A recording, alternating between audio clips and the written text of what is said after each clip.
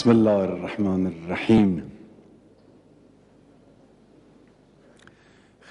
اس میں کوئی دو رائے نہیں ہے کہ کائنات میں انسانی زندگی کی بہترین حالت امن و پر امن بقائے باہمی کی حالت ہوتی ہے. کتنی دل نشیں ہوگی وہ دنیا جس میں تسلط پسند طاقتیں انسانوں اور قوموں کا اپنے اغراض و مقاصد کے لیے استحصال نہ کریں، اسے نفرت اور خون خرابے سے آلودہ نہ کریں. لیکن بدقسمتی یہ ہے کہ معنویت اور ایمان و تکامل سے انسانی معاشروں کی دوری، انانیت اور خود غرضی میں شدت کے نتیجے میں تاریخ کے مختلف ادوار میں انسانی معاشرہ بدامنی، جنگ اور فتنہ و فساد سے دوچار رہا ہے. آج بھی بدقسمتی سے یہی صورتحال ہے. آپ غور کیجئے کہ ان گزشتہ 100 برسوں میں سامراجی طاقتوں کے تسلط پسندانہ اقدامات کے نتیجے میں کتنی انسانی جانیں جنگلوں میں تلف ہو گئیں. وہ عالمی جنگیں ہوں، علاقائی جنگیں ہوں، یا وہ جنگیں جو صرف اس لیے شروع کی گئیں کہ اسلحہ ساز کمپنیوں کو اپنی مصنوعات فروخت کرنے کا موقع مل جائے. سامراجی طاقتیں اور ان کے پیچھے پیچھے چلنے والی لٹیری کمپنیاں دنیا کو پرامن دیکھنا ہی نہیں چاہتی. ان سے یہ برداشت ہی نہیں ہوتا کہ انسان امن و سلامتی کی فضا میں زندگی بسر کرے.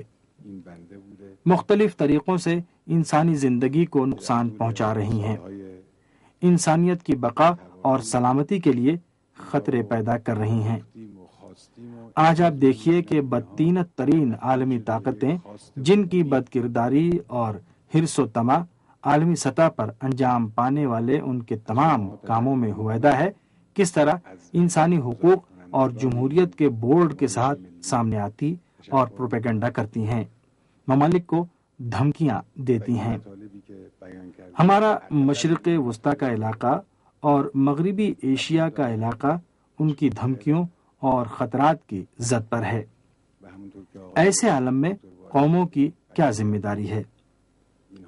قوموں کی ذمہ داری یہ ہے کہ اپنے وجود کی بقا اور حفاظت کے لیے، اپنے وقار اور تشخص کے دفاع کے لیے ہمیشہ آمادہ رہیں.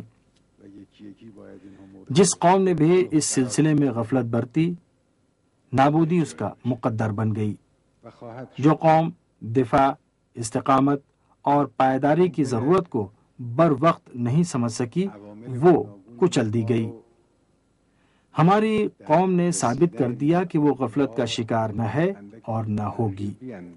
ہماری مسلح افواج نے ثابت کر دیا کہ ملک و ملت کے مفادات کے دفاع کے میدان میں ان سے کوئی کوتاہی نہیں ہو سکتی.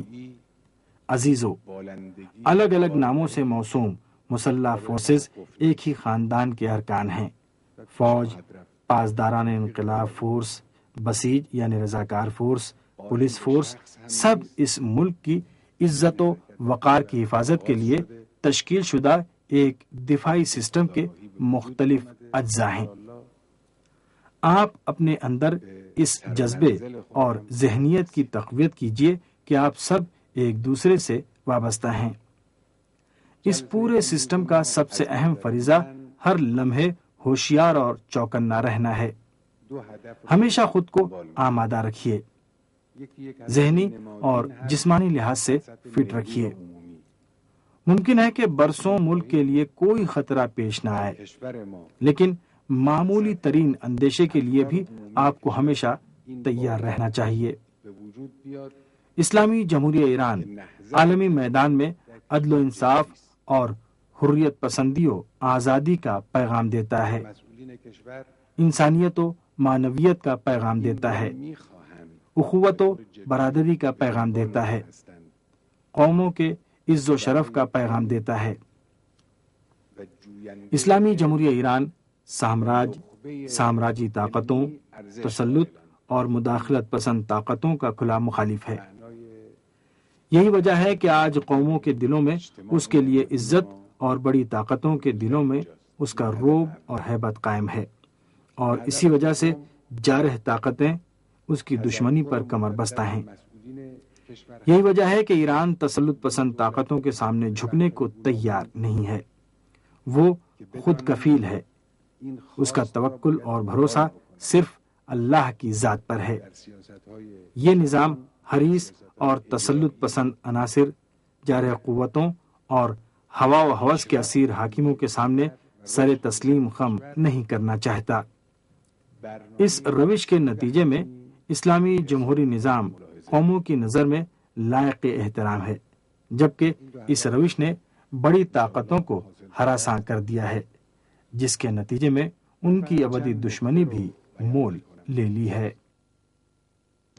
السلام علیکم ورحمۃ اللہ وبرکاتہ۔